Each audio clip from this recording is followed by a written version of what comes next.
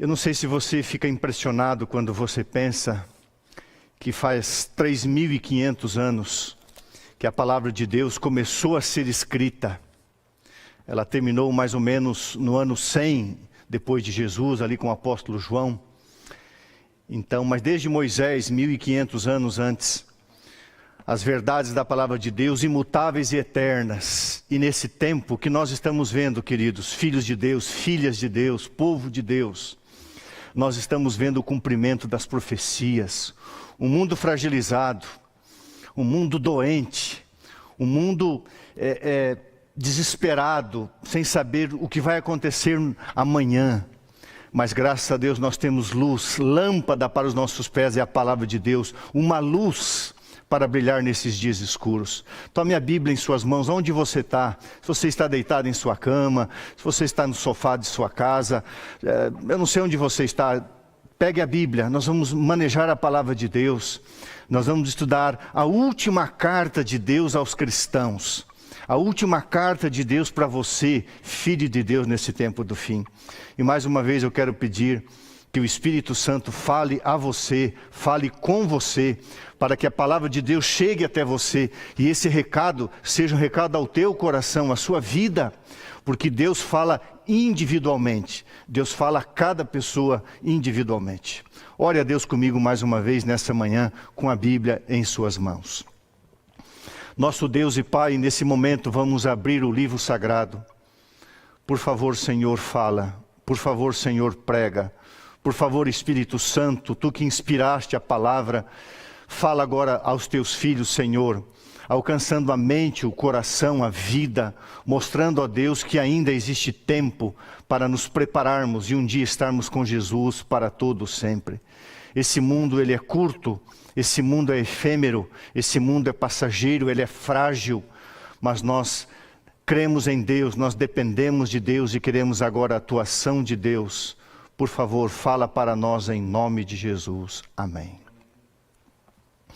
Queridos, a primeira coisa que eu quero falar nessa manhã, nós estamos pregando aqui verdades presentes. Há 2 sábados atrás falamos que as potestades, os poderes deste mundo estão sendo abaladas. As nações estão sendo abaladas. Sábado passado falamos o fechamento do 6º selo, quando tudo será abalado. Os céus serão abalados, o sol, a lua e as estrelas. E então o reino de Deus que não pode ser abalado será estabelecido. Agora deixa eu te falar uma coisa, quando nós estudamos profecia, você tem que levar em consideração 2 coisas. Fecha um pouquinho a câmera aqui que eu quero falar assim bem pertinho das pessoas agora. A primeira coisa, você tem que ter em mente que Deus sempre é movido por amor, ok? A Bíblia diz que Deus tem uma natureza amorosa. Deus é amor. Então tudo que Deus fala, tudo que Deus profetiza, tudo que Deus orienta, é porque Ele é motivado pelo amor. Ele é tocado pelo seu amor. Em seu amor Ele profetiza, em seu amor Ele avisa. Ok? E quando a gente tem essa percepção de que sempre o amor de Deus está por trás disso, a gente sente fé, a gente sente alegria, a gente sente esperança, a gente sente segurança e é para o nosso bem. Então o primeiro texto da Bíblia, antes de estudarmos ali Apocalipse 3, 14 até o 22, que é a carta à igreja de Laodiceia, a carta para a igreja de Deus nesse tempo. Leia comigo a primeira carta do apóstolo Paulo aos Coríntios, capítulo 13. Eu quero ler com você aqui apenas 4 versículos. Por favor, pegue a Bíblia, nós vamos manusear a palavra de Deus. Hoje estávamos conversando aqui com os anciãos que estão aqui, o Levi, o Vander. Parece um pouco mecânico, não é fácil você estar olhando só para as câmeras, mas eu penso que nesse momento o Espírito Santo está olhando para o seu coração e que Deus vai alcançar você. Primeira carta de Paulo a Coríntios, capítulo 13, verso 1 até o verso 4. Leia comigo ali. Paulo diz assim: e eu passo a mostrar-vos ainda um caminho sobremodo excelente. Ainda que eu fale as línguas dos homens e as línguas dos anjos, se eu não tiver amor, serei como bronze que soa, ou como um sino que bate. Ainda que eu tenha o dom de profetizar e conheça todos os mistérios e toda a ciência, e ainda que eu tenha tamanha fé a ponto de transportar montes, se eu não tiver amor, nada serei. E ainda que eu distribua todos os meus bens entre os pobres, e ainda que eu entregue o meu próprio corpo para ser queimado, se eu não tiver amor, nada disso me aproveitará. O amor é paciente, é benigno, o amor não arde em ciúmes, não se ufana, não se ensoberbece. Uma das palavras que aparece aqui, o dom de profetizar. A essência das profecias é o amor de Deus e a pessoa de Jesus Cristo. Primeiramente, Deus é motivado por amor. E a intenção de Deus é revelar o seu Filho, Jesus Cristo. O que não são as profecias nesses dias que nós estamos vivendo, são sinais de que aquele que nos ama, aquele que nos amou, voltará para nos buscar em glória e majestade.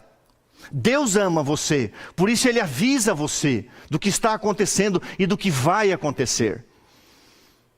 Então, querido irmão, querida irmã, querido filho, querida filha de Deus, ao estudar agora a carta à igreja de Laodiceia, a igreja do tempo do fim, para esses dias, pense nisso, é uma revelação de Jesus Cristo ao seu coração, é o amor de Deus clamando a você um lugar dentro da sua vida.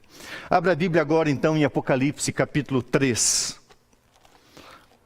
folheie a Bíblia para lá, Apocalipse capítulo 3, verso 14 até o verso 22, vamos ler esse texto juntos aqui. Pegue a Bíblia, coloque os seus olhos na Bíblia. Apocalipse capítulo 3, verso 14. Ao anjo da igreja em Laodiceia escreve. Ao anjo aqui são aos líderes, ok? João recebeu a mensagem, Deus mandou a mensagem a Jesus, Jesus ao seu anjo, o anjo à igreja. A João e João à igreja. Então João está escrevendo aqui aos líderes da igreja. Estas coisas diz o Amém, a testemunha fiel e verdadeira, o princípio da criação de Deus. Conheço a tua vida, conheço as tuas obras. Aliás, irmão, deixa eu fazer um parênteses aqui. Várias pessoas me perguntaram, pastor, que tradução você usa? Eu uso a tradução revista e atualizada, a segunda edição, ok? Não uso uma paráfrase, eu uso a edição revista e atualizada, a segunda edição do padre João Ferreira de Almeida, que é uma excelente tradução fiel, mais fiel possível aos textos originais. Verso 15, conheça as tuas obras, que nem és frio nem quente. Quem dera fosses frio ou quente. Assim, porque és morno e nem és frio e nem quente, estou a ponto de vomitar-te da minha boca. Pois dizes, sou rico e abastado, eu não preciso de coisa alguma. E a Bíblia diz, e você não sabe que você é infeliz, miserável, pobre, cego e nu. Aconselho-te que de mim compres ouro refinado pelo fogo, para te enriqueceres, vestiduras brancas para te vestires, a fim de que não se manifeste a vergonha da tua nudez. E também compre colírio para os teus olhos, para ungir os teus olhos, para que você veja, para que você enxergue. Eu repreendo e disciplino a quem eu amo. Sê, pois, zeloso e arrepende-te. Eis que estou à porta e bato. Se alguém ouvir a minha voz e abrir a porta, entrarei em sua casa, cearei com ele e ele comigo. Ao vencedor, dar-lhe-ei sentar-se comigo no meu trono, assim como também eu venci, e me sentei com meu Pai no seu trono. Quem tem ouvidos, ouça o que o Espírito diz às igrejas. Você sabe que as 7 igrejas são 7 fases, 7 períodos do cristianismo. A igreja de Laodiceia, a palavra Laodiceia significa povo julgado, povo do julgamento, povo do juízo.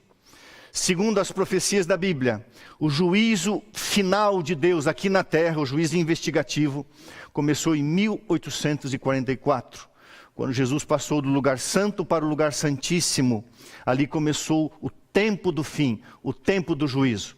Ali começou o período da igreja representada aqui por esta cidade, por esta igreja que existiram no passado na Ásia Menor, a igreja de Laodiceia.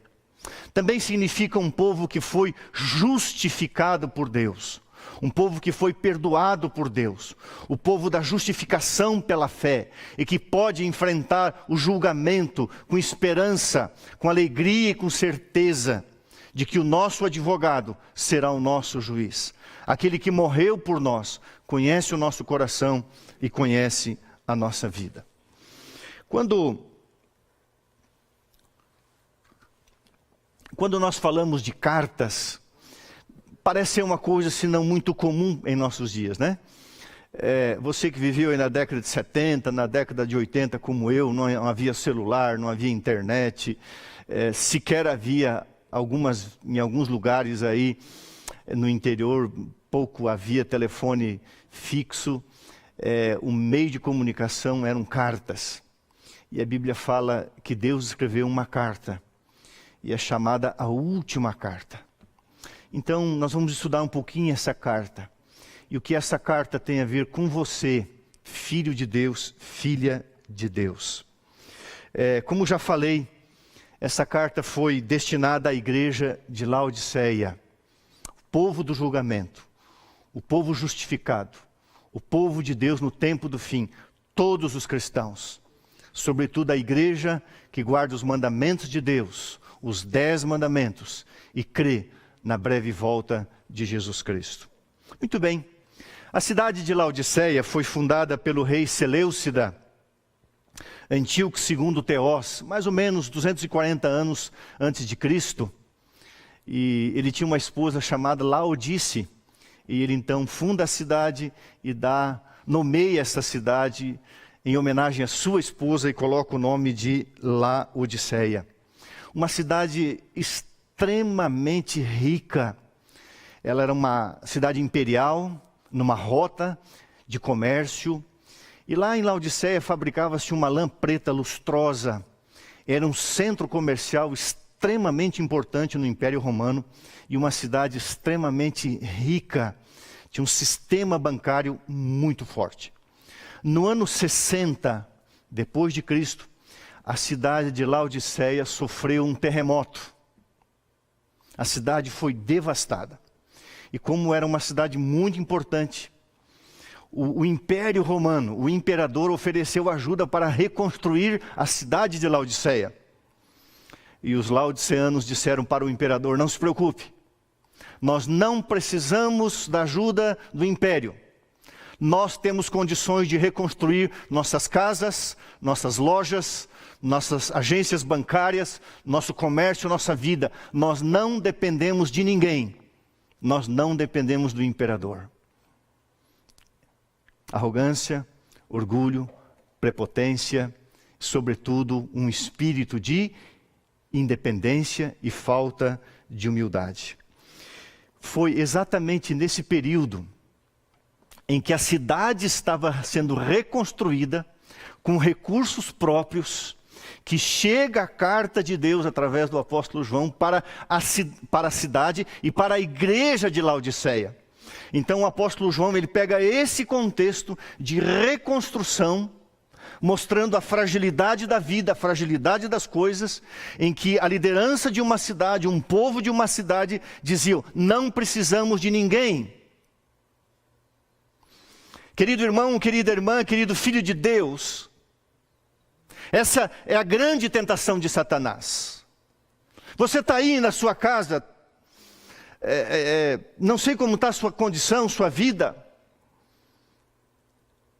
mas talvez você não esteja aproveitando esse tempo para pensar, para depender mais de Deus.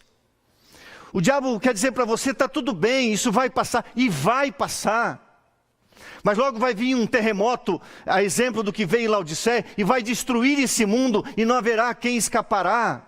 E a tentação de Satanás é: você não precisa depender de Deus, Você tem a tua poupança, você tem um pouco de garantia, você vai receber ajuda do governo, você logo vai voltar a trabalhar, não se espante, não se preocupe, está tudo bem. Esse é o quarto sábado que essa igreja está vazia. As escolas particulares e municipais, estaduais estão todas fechadas. Agora, período de férias, férias em abril, é isso? São sinais, e o diabo quer dizer para você, você não precisa de Deus. Você não precisa depender de Deus. Essa é a grande tentação. A mensagem de Laodiceia ao Império Romano é: nós não dependemos de ninguém. Essa é a mensagem que chegou para a igreja. Querido, é tempo de reconstruirmos a nossa vida. Não apenas o mundo está num processo de ruínas no aspecto de saúde agora. Há um terremoto epidêmico, pandêmico nesse mundo, uma insegurança. Mas poucas nações, poucas pessoas estão olhando para o céu. A crença está na ciência, a crença está nos órgãos mundiais que controlam esse mundo. Poucas pessoas têm parado e clamado e buscado a presença de Deus. O destinatário da carta era essa cidade e essa igreja, num processo de reconstrução, onde não dependiam de ninguém. Agora, qual é o autor dessa carta? Veja ali, no verso 1, a segunda parte de Apocalipse 3. Estas coisas diz o Amém, a testemunha fiel e verdadeira, o princípio da criação de Deus. Eu quero explorar um pouquinho isso aqui. Além do destinatário, o remetente da carta, o autor da carta, que está ao centro da mensagem de Deus. Jesus aqui é apresentado como o Amém. O Amém, a palavra Amém, ela vem do hebraico, e essa palavra remete à expressão Elohei Amém, que é um dos títulos de Jesus Cristo no Antigo Testamento, o Deus da verdade. Elohei Amém, o Deus da verdade. Amém é uma resposta de confirmação e ênfase ao que outra pessoa fala. Deus é a resposta, Deus é a confirmação. Sabe, Jesus ali no Evangelho, várias vezes nos Evangelhos, mas eu vou citar apenas no Evangelho de João, Jesus usa 25 vezes a expressão em verdade vos digo. A expressão em verdade é em amém vos digo. Queridos, você está vendo, de um lado a ciência fala uma coisa, de outro lado a ciência fala de outra coisa. A ciência não sabe exatamente como se comportar diante desse vírus. O mundo não sabe. Cada país está tentando uma forma aqui, uma fórmula ali. Os maiores cientistas, laboratórios, hospitais do mundo estão procurando encontrar uma saída. Deus é a única verdade absoluta que você tem. Deus é o Amém, Jesus é o Amém, o Espírito Santo é o Amém, a palavra de Deus é o Amém. Então, quando você olha para a Bíblia, Jesus diz assim: eu sou a verdade, eu sou o caminho, eu sou a confirmação. Você pode olhar para mim e dizer Amém, Elohei Amém, o Deus da verdade. A única verdade que esse mundo conhece é a verdade que está na palavra de Deus. E a única verdade que nós temos é que esse mundo vai terminar e Jesus vai voltar. O que nós estamos vendo, queridos irmãos, queridos amigos, é a fragilidade do ser humano, é a fragilidade de um mundo que basta um tsunami, basta um vírus, basta um terremoto e tudo se abala, tudo se acaba da noite para o dia. Familiares não estão podendo enterrar os seus queridos. O que é o homem sem Deus? E nós temos o Amém, nós temos Jesus Cristo, nós temos a verdade. Ele é a verdade, Ele é o Deus da verdade. Interessante que depois Ele se apresenta como fiel. A palavra fiel é o particípio do hebraico amã, do qual vem o grego amém. Fiel e amém é a mesma coisa. É aquilo que é permanente, é aquilo que é verdadeiro. É aquilo que você pode depender e colocar a sua segurança. Por exemplo, eu vou usar uma frase agora para os membros da igreja. Um dia nós vamos reabrir o colégio. Um dia nós vamos reabrir as portas da igreja e você vai entrar aqui. Essas são palavras fiéis e verdadeiras, porque isso vai acontecer com a graça e pela graça de Jesus. E você estará aqui. Eu estarei orando nos seus olhos, abraçando os meus irmãos, sentindo falta das crianças aqui na igreja. Amém, porque nós temos uma verdade. Amém, porque nós temos uma esperança. Amém, porque nós temos um Deus fiel e verdadeiro. Amém, porque nós temos uma palavra profética e segura. Amém, pelo que nós estamos vendo acontecer. Sinais e mais sinais. Prepara-te, ó Israel, para te encontrares com teu Deus. Fiel e verdadeiro é aquele que escreveu. E se não bastasse Jesus dizer, eu sou, amém, o Deus da verdade. Eu sou fiel, o que eu falo é fidelidade. Eu sou a testemunha fiel e verdadeira. Essa expressão, testemunha fiel e verdadeira, aqui todos esses títulos referem a Jesus Cristo, que é o autor dessa carta. Se você pegar lá em Hebreus 1, verso 3, diz assim, Jesus é a expressão exata de Deus. O que a Bíblia está querendo dizer quando diz assim, eu sou a testemunha fiel e verdadeira, eu sou o fiel e verdadeiro Deus. Como Deus é, eu sou. Como eu sou, Deus é. Eu e o Pai somos um. Quem vê a mim, vê o Pai. Então a segurança que Jesus está passando quando escreveu essa carta é assim, a minha carta é uma carta que vem de Deus, porque eu sou o próprio Deus. Testemunha fiel e verdadeira da divindade, o Senhor Jesus Cristo, Deus eterno como o próprio Pai.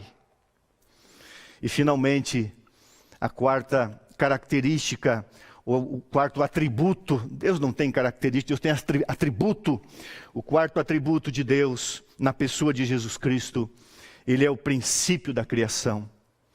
Sabe que em vários textos originais, a Bíblia não começa assim, no princípio Deus. Começa Deus no princípio. Nunca houve princípio sem Deus.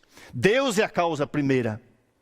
Jesus, quando fala o princípio da criação, Ele é o Criador de todas as coisas antes do princípio. No princípio, Ele criou, Deus criou. Ele é o alfa, Ele é o ômega. Querido amigo, querido irmão, olha aqui para mim. Fecha aqui para mim, Ivan, um pouco mais.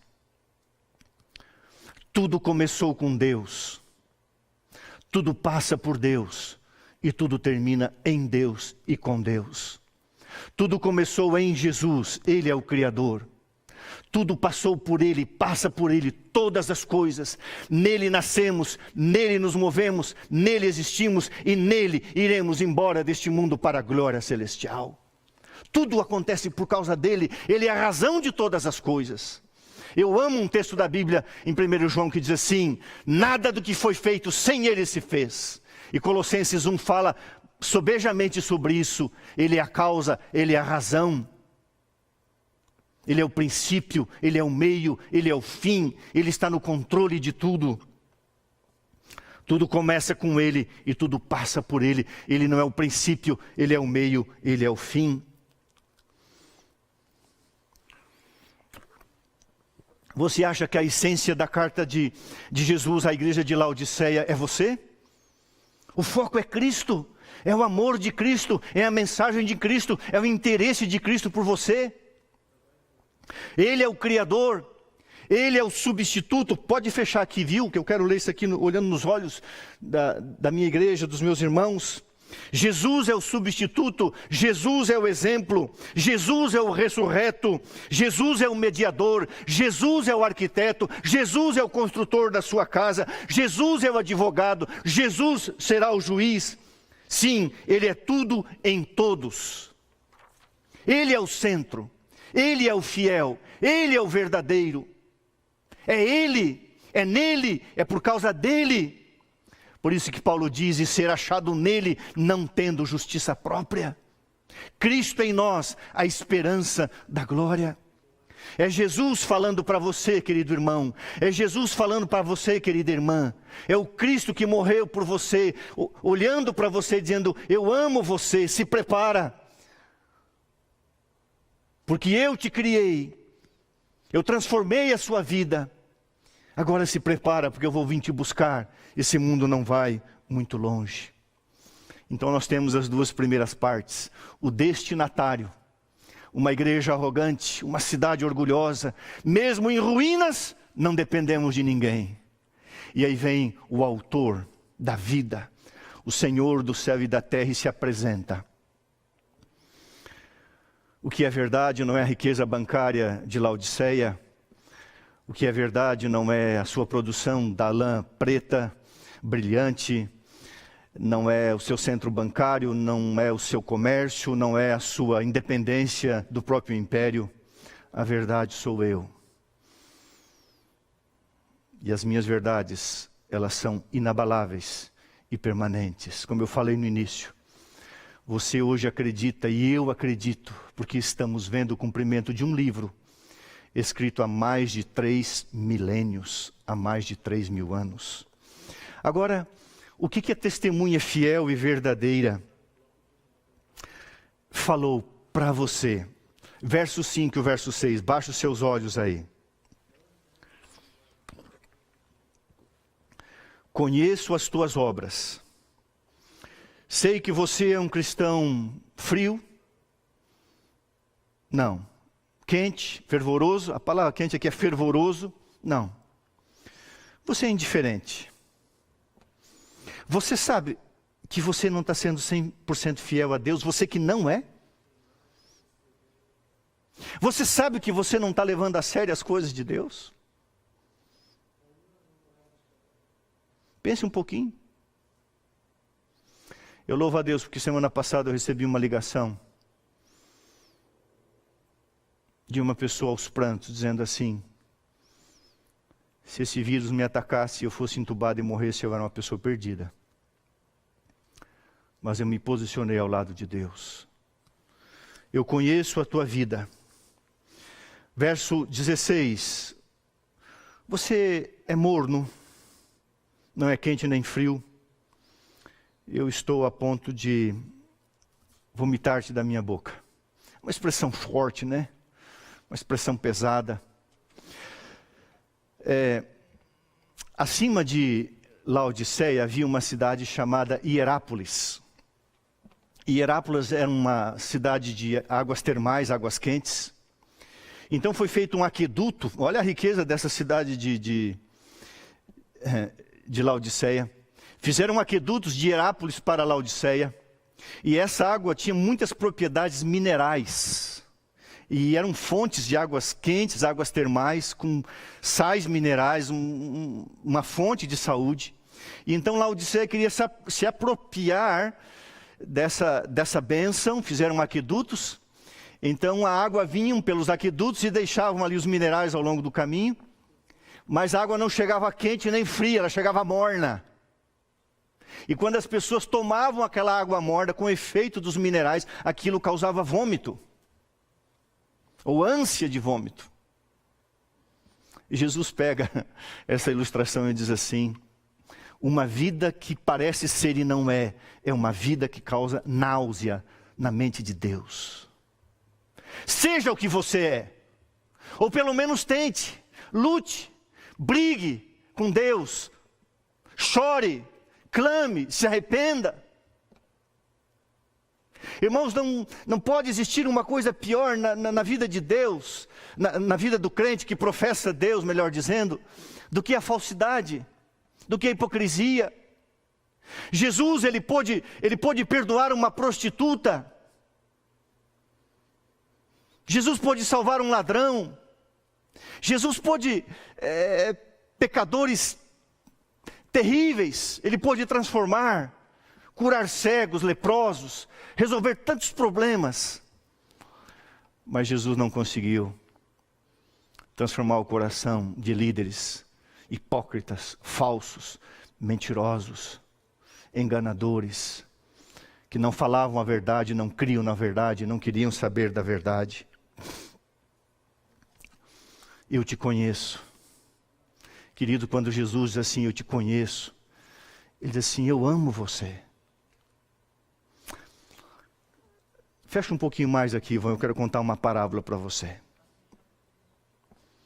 É uma parábola, tá? Um pai pega uma de suas filhas e sai para fazer uma caminhada, junto com a esposa. Em algum momento da caminhada, a filha joga um bem precioso que ela tinha nas mãos do pai. O pai não consegue segurar aquele bem e deixa cair. A filha não se controla e grita com ele. E machuca o seu coração, o ofende, o chama de velho, de incapaz. E o seu pai, ele reage, exige respeito. E há ali um momento tenso. E a filha pega as suas coisas e vai embora. Aquele homem com a sua esposa continua fazendo a sua caminhada. Ele está chateado, ele está triste.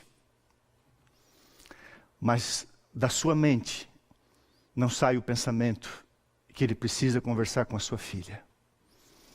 Porque ele conhece a sua filha. Ele ama a sua filha. E tudo que ele quer é voltar para casa. Porque a caminhada perdeu o sentido. Quando ele chega em casa, a filha não está. Ele fica preocupado. Ele olha em todos os compartimentos da casa e a filha não está. De repente aquele homem entra no escritório e ele ouve a seguinte expressão: pai. E quando aquele homem ouve essa expressão, pai, uma alegria enche o seu coração, porque ele conhece a sua filha. A sua filha tinha ido a um supermercado comprar um tipo de chocolate que ele gosta. E quando ele ouve a voz, pai, não havia mágoa no seu coração. Havia dor, mas era uma saudade, uma vontade de abraçar, de pedir perdão, de reconciliar. E quando ele corre então para a porta, a sua filha lhe entrega um pacote. Naquele pacote está uma espécie de chocolate que ele gosta de comer. Ele abraça a sua filha, eles se perdoam. Ele conhece a sua filha. Quando a Bíblia diz eu te conheço, eu te amo. E a maior alegria daquele pai foi ouvir a voz da sua filha. Querido irmão, querida irmã, quando Jesus diz assim, eu te conheço. Eu sei quem é você.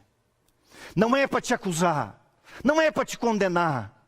Deus amou o mundo, Deus enviou seu Filho ao mundo, não para condenar você, não para acusar você, não para criticar você, mas para te motivar, te incentivar. O sonho de Deus é ouvir a sua voz cada dia, filho rebelde, dizendo pai, Abba pai, paizinho querido. Esse é o som que Deus gosta de ouvir. É assim que Ele gosta de ser chamado.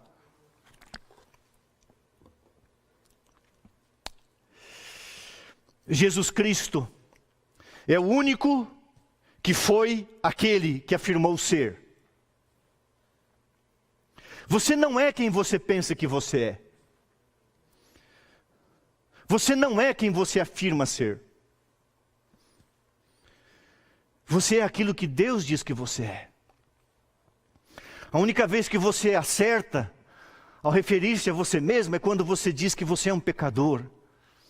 Todavia você é um pecador amado, justificado pelo sangue de Jesus, se você assim aceitar. Eu gosto dessa expressão que eu já falei algumas vezes na igreja. O que será o céu? O céu será um eterno testemunho da misericórdia e da graça de Deus. É isso? Ou você é salvo por outra coisa? É quando você reconhece que é um pecador.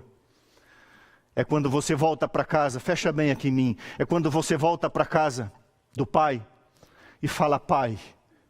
Fica imaginando na parábola do filho pródigo, quando o pai vinha de longe, a primeira coisa que o filho falou: Pai, Pai, pequei contra ti, Pai. Que pai normal, que pai coerente, decente, sã, de mente sã, não ama quando um filho diz Pai? Você é um pecador, mas você é um pecador amado. Você vive num tempo em que pode aceitar a justificação e passar pelo julgamento de Deus como alguém perdoado pelo sangue de Jesus. Quem é você? Fecha aqui, Ivan. Eu gosto da expressão de Salomão em Eclesiastes 2:25. Sem Deus, quem pode ser feliz? Esse é o grito desesperado do coração humano. E Jesus está dizendo: sem Deus você é infeliz. Sem Deus você é um miserável. Por mais que você tenha o seu avião particular, por mais que você tenha as suas terras, a sua fazenda, a sua empresa, sem Deus você é um miserável. Sem Deus você é um pobre moralmente falando, um pobre mortal, um pobre espiritual. Sem Deus você é um cego como o cego de Jericó. Sem Deus você é um nu, ou seja, você não tem nada a não ser vergonha. E sabe de uma coisa? Você só estará vestido o dia que você morrer dentro de um caixão, porque alguém vai vestir você. A gente nasce nesse mundo e é trazido. E quando a gente vai embora, a gente é levado. A gente não consegue nem vir e nem ir. Quem somos nós sem Deus? Sem Deus não somos nada, menos do que nada. Por isso que ele diz: eu sou tudo. E se você está comigo, você é a maioria. Olha a incoerência. A Tailândia é um país aí que você sabe, na Ásia, perto da China. A Tailândia tem o rei, né? A Tailândia tem mais ou menos 70 milhões de habitantes. Então lá mais de uma centena de pessoas estão com coronavírus. Mais de uma dezena de pessoas, não muitas mais de uma dezena morreram. E o rei da Tailândia, ele ficou com medo. Então ele resolveu fazer a quarentena. Sabe o que o rei da Tailândia fez? Ele tem 4 esposas. As manchetes não dizem se ele levou as esposas. Mas ele pegou 20 mulheres e alugou um luxuoso hotel nos Andes da Alemanha, nos Andes alemães. E ele foi passar a quarentena num resort lá nos Alpes alemães, nos Alpes da Alemanha. Causou uma revolta no país. Aos olhos de uma mente carnal, aos olhos de uma mente sem Jesus, um privilégio. Um grande privilégio, passar a quarentena nos Alpes, nos Andes, nos Alpes, melhor dizendo, alemães. Fechou o hotel para ele, 20 mulheres. Um homem de 67 anos, aos olhos de Deus, um miserável, orgulhoso, ambicioso, egoísta. Abandonou o seu país infectado. Abandonou aqueles que o sustentam com a luxúria. Aos olhos de Deus pode ser um privilégio. Aos olhos dos homens pode ser um privilégio. Aos olhos de Deus é um pobre, miserável, cego e nu. Falta de caráter, é isso que a humanidade tem. Uma carta para uma igreja, o autor, o Deus da verdade, aquele que te conhece, aquele que te ama. E finalizando, o que Jesus Cristo falou. Leia comigo ali o verso 18.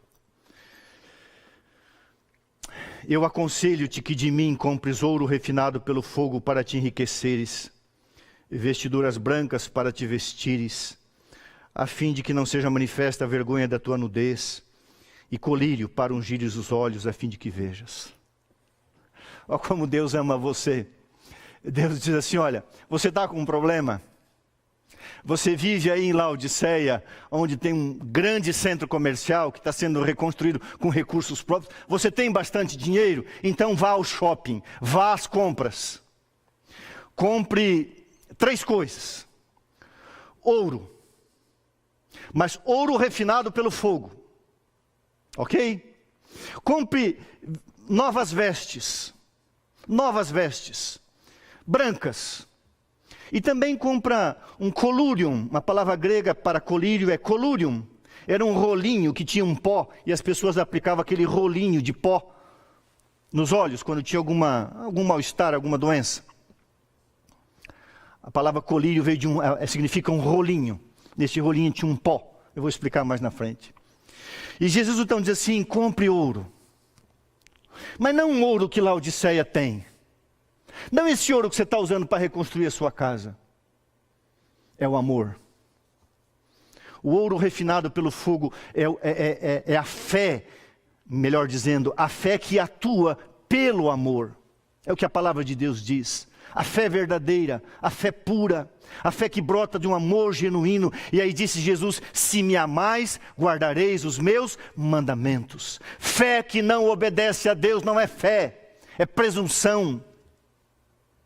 O povo de Deus, no tempo do fim, guardaria os 10 mandamentos da lei de Deus. Fé. Aí vem a pergunta de Jesus, queridos. Jesus disse, quando vier o Filho do Homem, porventura achará fé na terra? O Wander está aqui, fez a oração, nosso ancião. Eu não pedi autorização para ele, mas eu vou falar. Se ele ficar bravo depois, eu peço perdão para ele. O Wander tem uma agência de turismo. Um dos setores que mais foi afetado com essa crise. 95% das aeronaves, dos aviões do Brasil estão no solo. No mundo passa de 55%. Ninguém está viajando. E o Wander vive disso. Ele trabalha com turismo, vende para executivos, para empresas, para o mundo inteiro. Ele teve que demitir funcionários. E eu fiquei preocupado. Eu liguei para o Wander, tenho orado por ele, pela Nani, pela empresa. E ele não está preocupado. E ele tem falado com amigos do mesmo ramo. Ele diz, a palavra, pastor, que eu mais uso é esperança. O Wander tem esperança porque ele tem fé. Isso é ouro.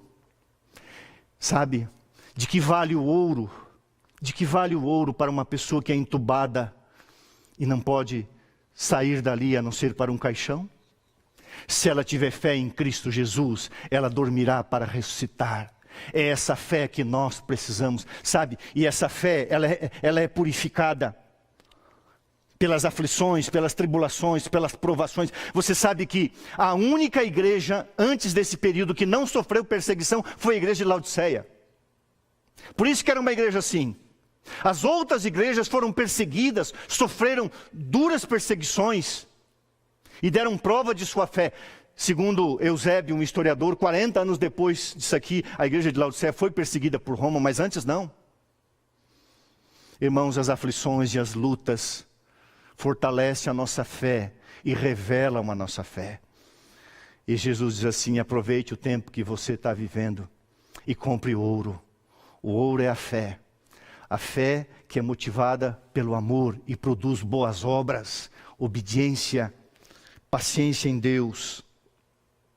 Você não tem justiça própria, mas você tem a fé que vem de Jesus Cristo, a fé verdadeira. Jesus disse, compro também vestiduras brancas. Isso aqui é a justiça de Cristo. Eu tenho uma apostila em casa que um dia eu quero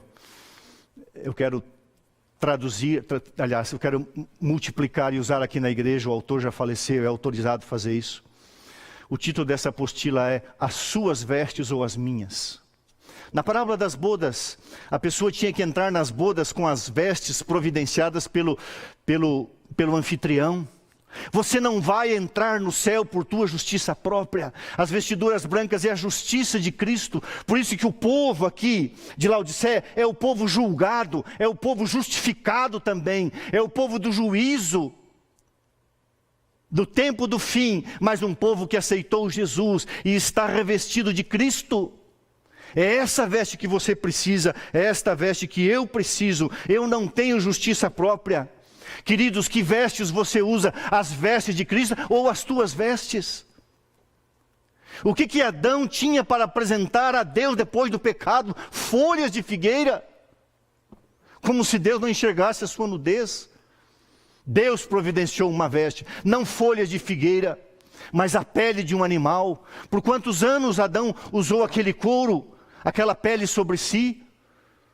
Ele teve que receber as vestes de Cristo, não as suas vestes. E o colírio. Havia ali próximo da cidade de Laodiceia, um templo. Eles eram, logicamente, muito pagãos também. Havia um templo dedicado ao deus da Frígia, ao deus frígio chamado Men-Karou. E ali junto desse templo foi desenvolvida uma escola de medicina. E nessa escola de medicina foi inventado então esse rolinho, que tinha um pó. E as pessoas, quando sentiam desconforto, passavam este colírio, esse colúrium nos seus olhos. Ouro refinado, fé verdadeira, fé na palavra de Deus, fé em Jesus Cristo. Vestiduras brancas, a justiça imputada, justificação, a justiça comunicada, a santificação. E o colírio é o Espírito Santo de Deus. No início desse ano, essa igreja colocou em suas mãos um livro sobre o Espírito Santo. Eu quero só ler uma citação que está no Caminho a Cristo, página 19. Quem não tem o Espírito Santo de Deus, não pode receber os dons de Deus. O dom da fé, o dom da justificação, o dom do arrependimento, o dom da salvação, vem através do Espírito Santo. Quem não tem o Espírito Santo de Deus, não pode receber os dons que vêm do próprio Deus. E de fato, diz o livro Caminho a Cristo, nem pode entendê-los. Você e eu precisamos do Espírito Santo. E o Amém, Elohei Amém, o fiel, a testemunha verdadeira, o Criador, o Alfa, o Ômega, diz assim: filho, compre fé. Fé. A fé vem pelo estudar a palavra de Deus. A fé vem aqui, o Espírito Santo vem através da palavra de Deus. Quanto do Espírito Santo eu tenho, quanto de Bíblia eu tenho na minha vida. Sem Bíblia, sem Espírito. O meio de você receber o Espírito Santo é a palavra de Deus. E as vestes, a justiça de Cristo. Agora, irmãos, o que motivou Jesus a escrever essa carta? E eu apenas quero terminar então, verso 19, até o verso 21. Leia comigo ali: eu repreendo e disciplino a quantos amo. Essa é a essência da carta à igreja de Laodiceia. Eu amo. Sê, pois, zeloso e arrepende-te. Agora veja a expressão: eis que estou à porta e bato. Essa expressão aqui no tempo verbal grego, estou à porta. Presta bem atenção, fecha mais aqui, querido. Presta bem atenção, fecha no Ivan aqui. Presta bem atenção, eu estou à porta, estou. Essa expressão no tempo verbal significa o seguinte: eu plantei os meus pés na porta do seu coração. Eu me recuso a sair daí enquanto você não abrir a porta. Eu não vou arredar o meu pé. Eu vou ficar, eu vou permanecer, eu vou te perseguir, eu vou insistir. Pecador, arrependa-se, porque eu amo você. Eu ficarei à porta da sua vida, o tempo que for necessário. Enquanto a porta da graça estiver aberta, eu estarei na porta da sua vida. Você entende o amor de Deus? Por isso que o salmista diz: a bondade e a misericórdia me seguirão todos os dias da minha vida. O tempo verbal é: eu permaneço na porta da sua vida. Eu não vou desistir de você. Esse é o amor de Deus. Eis que estou à porta e bato. Jesus tem as chaves de todas as portas. Ele abre e ninguém fecha, ele fecha e ninguém abre. E quando você estuda a carta da igreja de Filadélfia, diz: uma porta aberta. Eu já falei isso aqui, mas para os que não ouviram, a porta do céu está aberta. A porta do Santíssimo está aberta. A porta do trono de Deus está aberta. As portas de Deus estão todas abertas para você. A única porta que Ele não pode abrir é a sua. Porque Ele respeita a sua escolha, respeita a sua liberdade, respeita o seu livre-arbítrio. Cabe a você dizer: entra, Jesus. Pode entrar que a casa é sua. E Ele diz assim: se eu entrar na sua casa, eu vou fazer uma festa. Isso aqui é um símbolo do Evangelho. O Evangelho é simbolizado por uma festa. E os judeus falam do reino de Deus como uma festa.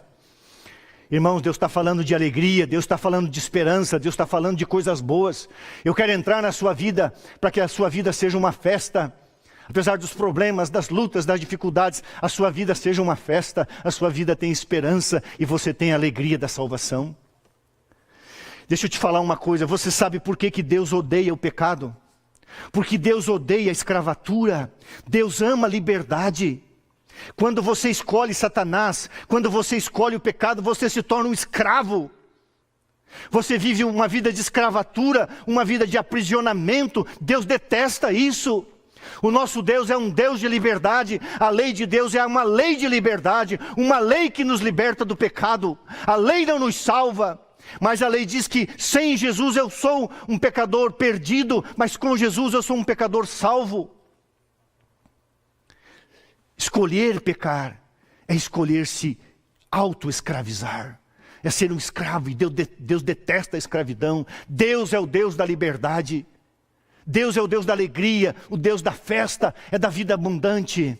É isso que eu quero dar para você. Então, quando Jesus está na porta do seu coração, batendo, insistindo, o Espírito Santo falando: estude a lição, pecador, estude a lição, miserável, ore, seu nu. É porque Ele ama você. Eu te amo. Por isso que eu falo assim, disse Jesus. Eu te disciplino, eu te repreendo. Eu te dou o dom do arrependimento. Eu estou plantado à porta do seu coração. Eu me recuso a sair daí. E finalmente, irmãos, ao vencedor dar-lhe-ei sentar-se comigo no meu trono, assim como também eu venci e me sentei com meu Pai no seu trono.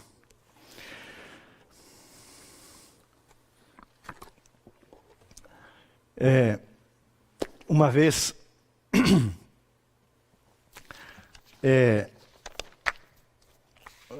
um líder da igreja tinha uma posição muito importante. Nós éramos amigos e eu fui até a sua sala e ele tinha um lindo escritório, tudo certo, era um grande líder da igreja, uma bela sala, uma bela cadeira, e ele imaginava que eu almejava aquela posição, aquele lugar, o que eu nunca almejei, Deus sabe disso, mas ele gostava de mim, então ele quis me agradar. Ele se levantou da bela poltrona, da mesa, do escritório, da liderança, né? Tinha um título, um cargo, e falou: senta aí, senta aí. Eu falei: eu não. Não, um dia você vai sentar aí. Eu falei: eu não. Nunca me sentei, e nunca vou sentar. Mas sabe como eu imagino? Isso eu quero. O dia que Jesus voltar em glória e majestade, e a gente foi embora para o céu, a Bíblia diz: você vai se sentar comigo no meu trono. Isso aqui é uma figura de linguagem. Você vai reinar com Cristo. Mas existe um trono para você. Você é co-herdeiro, herdeiro junto com Jesus de todas as coisas. E você será co-regente. Você vai reger junto. Fecha aqui, Ivan. Agora eu quero falar para você o que eu imaginei essa semana. Me lembrei dessa história com esse meu amigo. Eu fico imaginando você entrar na sala de Jesus. Ele vai se levantar do seu trono e vai dizer: senta aí.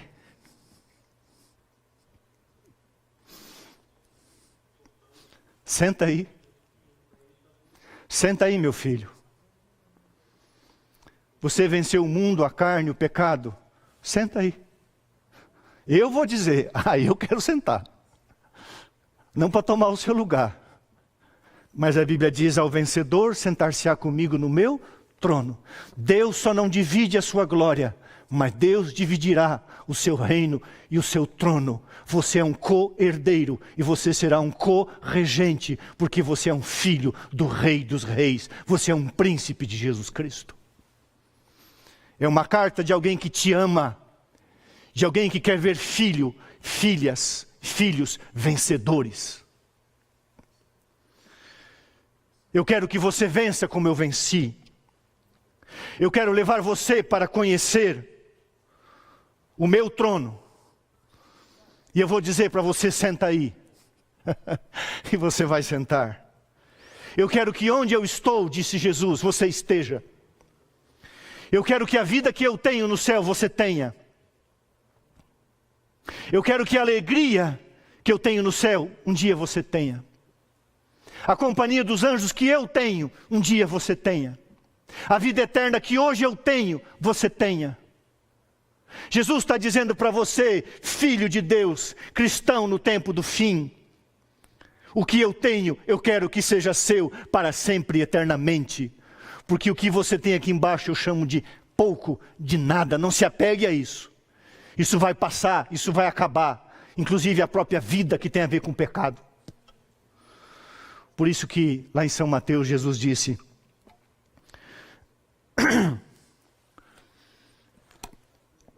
vinde, bendito do meu Pai, entrai na posse do reino que vos está preparado desde a fundação do mundo.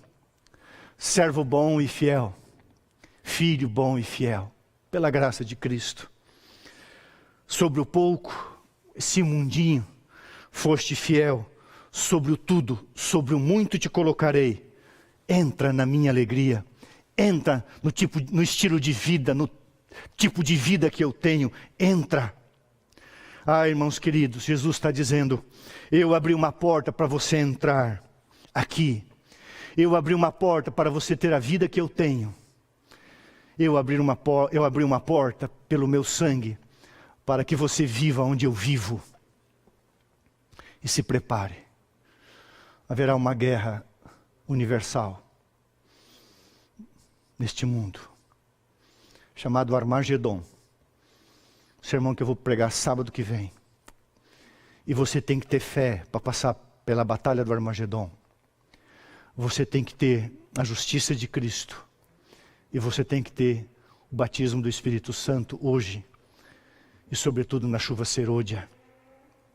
Sábado que vem o tema é o Armagedon, Apocalipse 16. Eu abri uma porta para você entrar aqui aonde eu estou. E eu vou buscar você. Mas Jesus faz uma pergunta. Antes de eu voltar, antes de eu vir buscar você, eu posso entrar no seu coração? Eu posso entrar na sua vida? Eu posso viver com você aí no mundo? Até que você venha viver comigo aqui no céu? Essa é a carta de Jesus em Apocalipse 3. Parece ser dura, mas a essência da carta é o amor de Deus.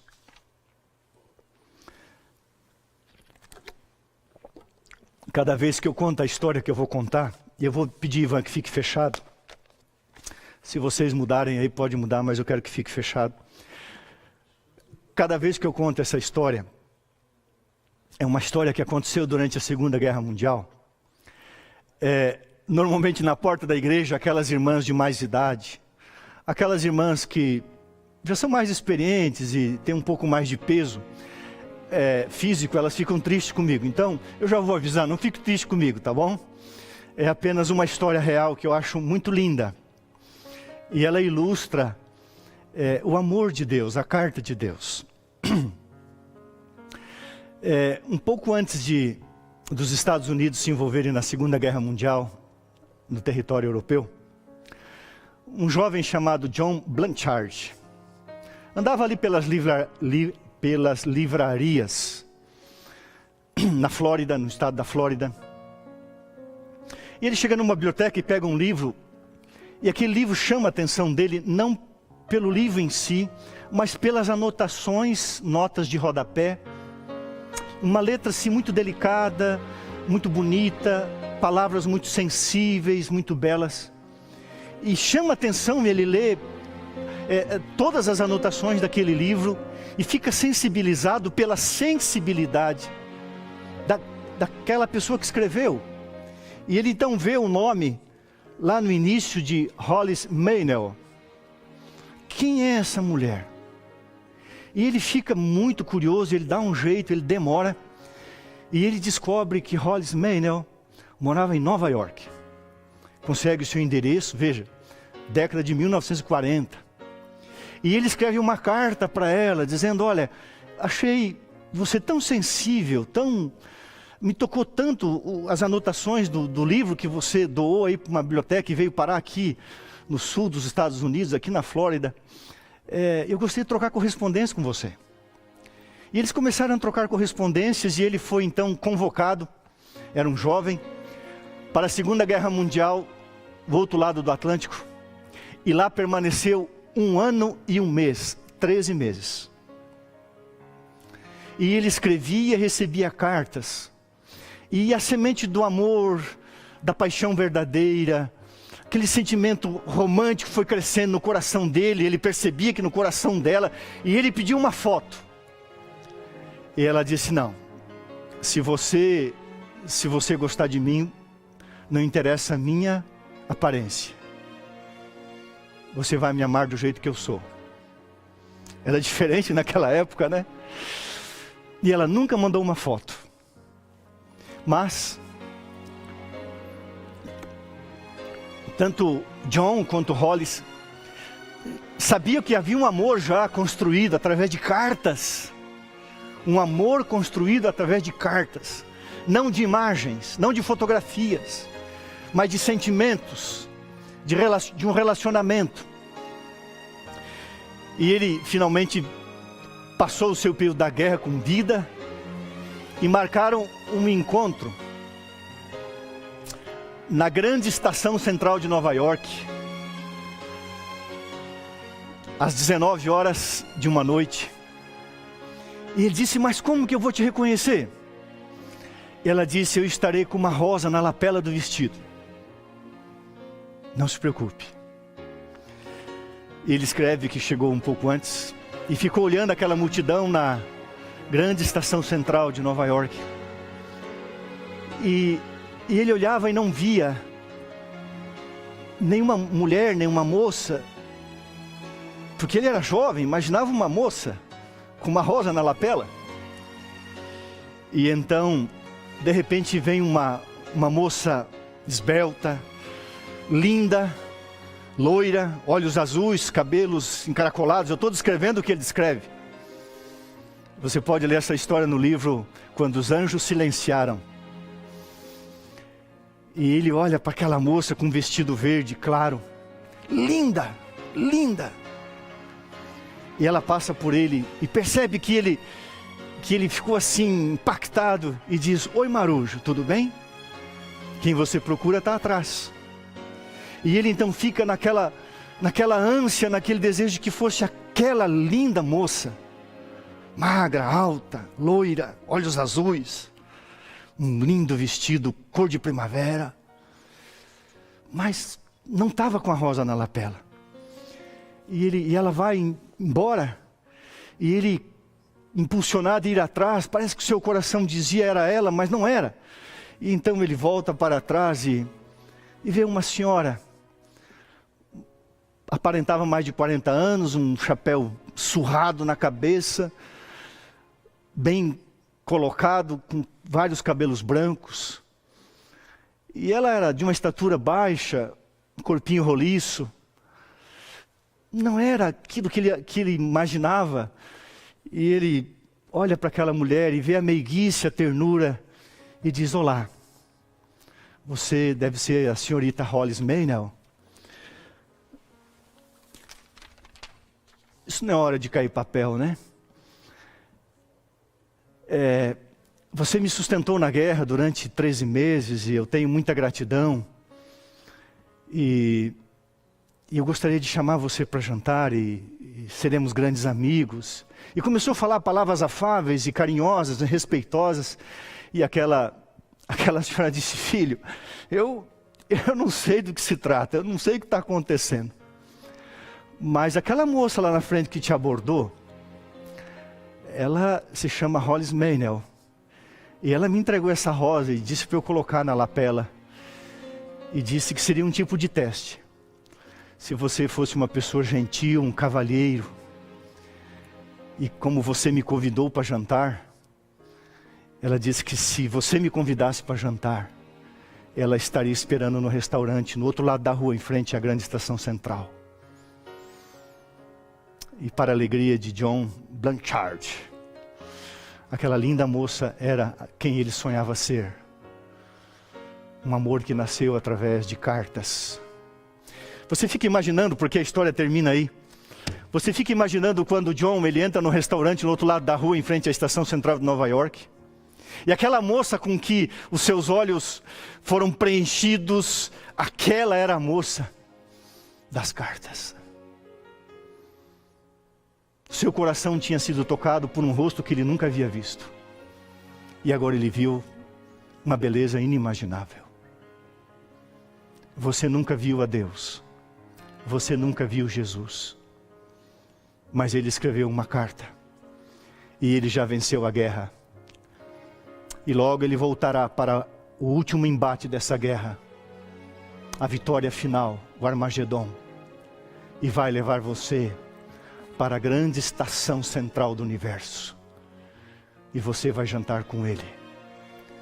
Porque hoje ele pode jantar na sua casa, na sua vida, no seu coração.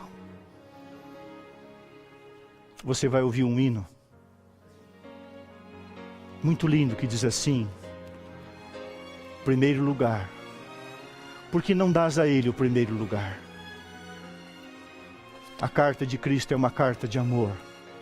Daquele que te ama, daquele que continua mandando mensagens através do Espírito Santo, e daquele que está esperando um encontro, daquele que você nunca viu, mas verá, e como John, você irá jantar com ele, passar com ele por toda a vida eterna.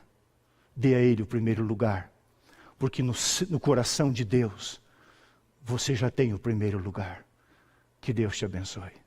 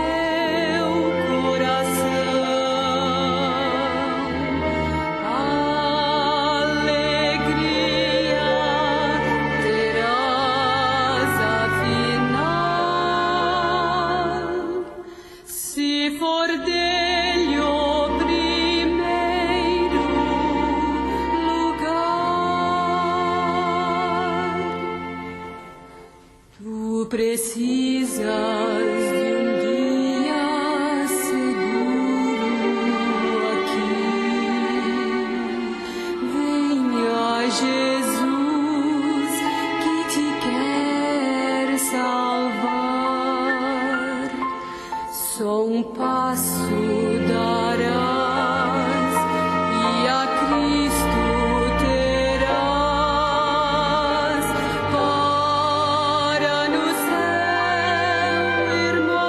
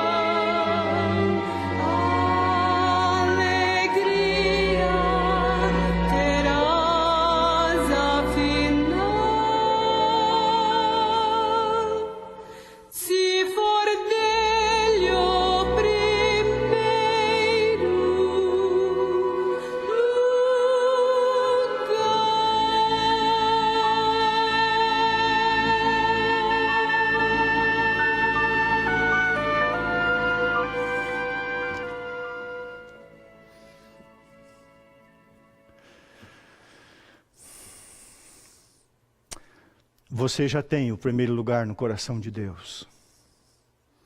Por isso que Ele enviou o seu Filho para morrer por você. Você já tem o primeiro lugar no coração de Cristo, por isso Ele intercede por você. Você acha que Jesus está fazendo uma casa para você por quê? Porque você já tem o primeiro lugar no seu coração. É justo que Ele não tenha o primeiro lugar no seu e no meu?